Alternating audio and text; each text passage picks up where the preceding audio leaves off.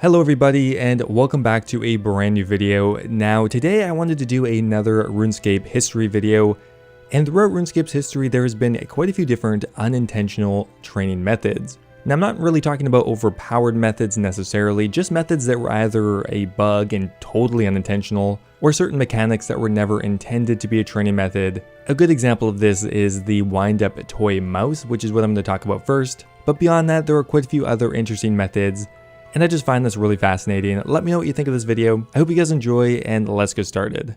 Now this first method here I actually kind of stumbled upon by accident, and actually used it as a training method. Now, not back in 2013, but actually in like 2016, long after it had been nerfed. If you guys remember my GE only account, another failed project, I was actually using these mice to train agility at the Grand Exchange because you didn't actually need any requirements for it, and you didn't need to actually complete any agility course or anything like that. Now, when I was doing it, you only gained 3 agility experience, and that was when you successfully picked up a mouse. So it's a token amount of experience. No sane person would use it for training. However, back in 2013, that was completely different.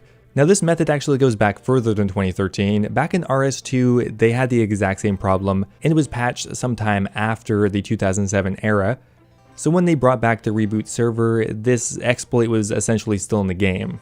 Now when old school RuneScape was in its infancy, the training method was as follows. If you went somewhere with a very small surface area, for example a small house or a turret pontoon in a castle, you could essentially get a ton of toy mices, drop them on the ground, and attempt to pick them up. Now back then, even attempting to pick them up would give you 15 agility experience, which means you could get very high experience rates right off the bat from level 1, no requirements, and you could do it pretty much anywhere.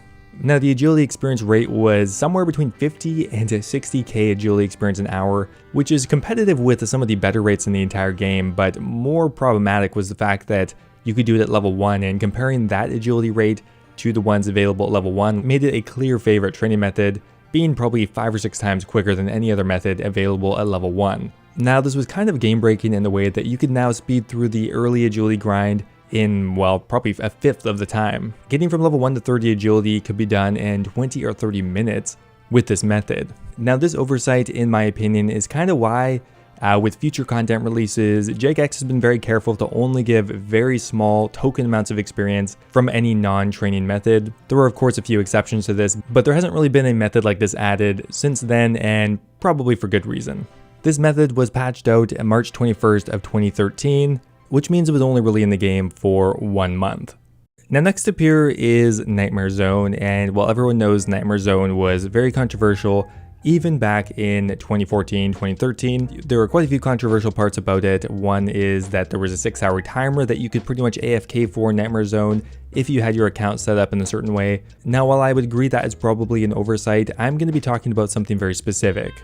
Now back in 2014, there was a training method related to Nightmare Zone that allowed you to train magic totally AFK and for free. Now this Jagex actually admitted was a bug or a severe oversight, and it was patched out of the game long before Nightmare Zone was fully patched out and fixed. Now what you could do is you could go into Nightmare Zone with some tanky gear, and if you had your instance set up correctly, you were able to pick up runes off the ground for free and cast any spell you wanted. Ancient magics were particularly popular because you were able to do the most damage, and those runes are generally very, very expensive. When you were in your instance, you were able to pick up runes off the ground in increments of 3, discard them, and repeat that over and over again until you had a giant stack of runes, which wouldn't really take you that long. At that point, you were actually able to AFK for at least 6 hours because back then, the 6-hour timer had not been fixed.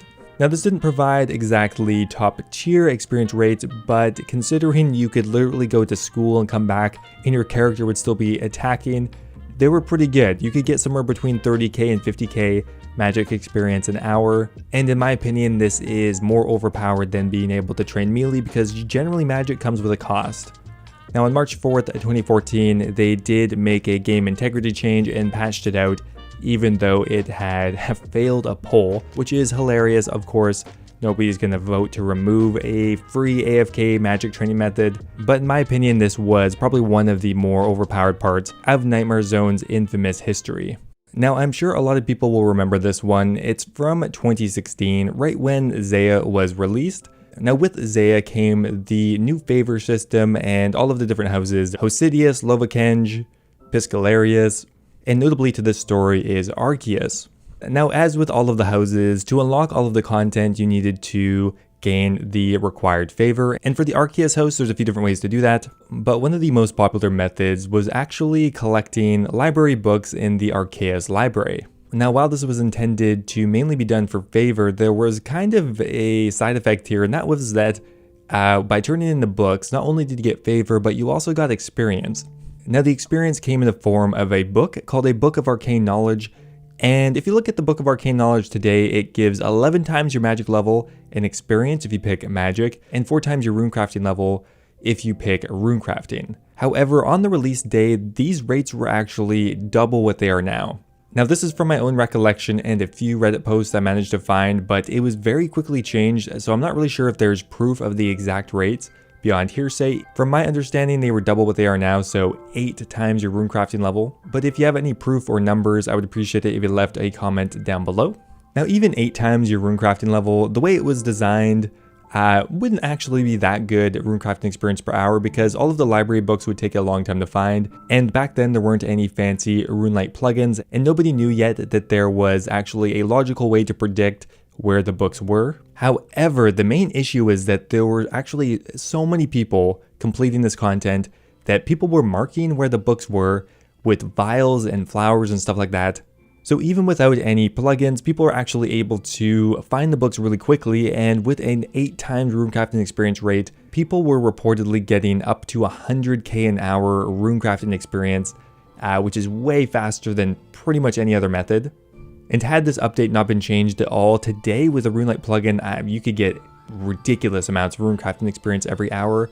There's a video of Wooks getting 73k runecrafting experience an hour, and that was in 2018. So assuming the rate had been halved, then the potential maxed out runecrafting rate could be close to 150k an hour. Now, this was nerfed almost immediately after the very first day, and later on in 2019 it was further nerfed so that you couldn't actually stack up the books in your bank, which really goes to show that Jagex did not really intend this to be a training method and doesn't want it to be in the future. But still a really interesting piece of RuneScape history, especially when the method was really only around for 1 day. Now, the last method I want to talk about here is not really inherently an unintended training method, it's more the way that people are able to take advantage of new technology. And I'm talking about fletching darts or even enchanting bolts. Now, the main limiting factor for these training methods is how fast you can click back and forth between the darts. There is no delay in making them, and you can make several in one game tick. Now, back in 2007, smartphones were just coming out, and moreover than that, back in 2004 when these methods were probably made, nobody knew about touchscreen technology. Now, essentially what you can do today is by using a touchscreen surface, either a tablet, a phone, or some other touch-enabled laptop, you are actually able to use 2 fingers and tap back and forth very quickly. Now, I found out about this method back in 2016 when a friend made a video showing how fast you could train magic on a tablet. Now, a friend probably wasn't the first person to do this, but that is where I learned it, and he definitely popularized the method. Now, because there's no delay, the only really limiting factor is the theoretical max amount of actions that you can do in a single game tick and your finger clicking ability. Now, essentially what this means is you can get extremely high experience rates for fletching and magic, and probably some other things as well. Fletching, it's possible to get up to 4 million XP per hour if you're doing dragon darts, which is by far the quickest possible training method in the entire game. Or another alternative that was shown in the friend video back in 2016 is enchanting bolt tips, which follows the exact same method. For that, a friend was getting 450 to 500k an hour, which is still insane for magic and one of the quickest training methods. Now, unlike any of these other methods, they were never nerfed or removed from the game. It's still possible to get upwards of 4 million XP an hour through dragon darts, and same thing for the enchant bolt. And I can kind of see why, because it's not really an issue with the game itself, just the different technologies surrounding it. Now, back in 2016, the only way to really do this was to screencast your desktop onto your tablet or smartphone. But now that we have a RuneScape mobile, pretty much anyone can do this. So I'm kind of interested to see in the future if they ever get rid of it. Anyway guys, that is going to be it for today's video. Those are 4 unintended training methods throughout the years. If you have any other methods like this that were totally unintended, I would appreciate it if you left a comment down below, or any other interesting stories related to RuneScape, interesting facts. I don't know, I'm just really curious, and you guys seem to be enjoying these types of videos. Alright guys, thanks for watching, hope you enjoyed, and I will see you next time.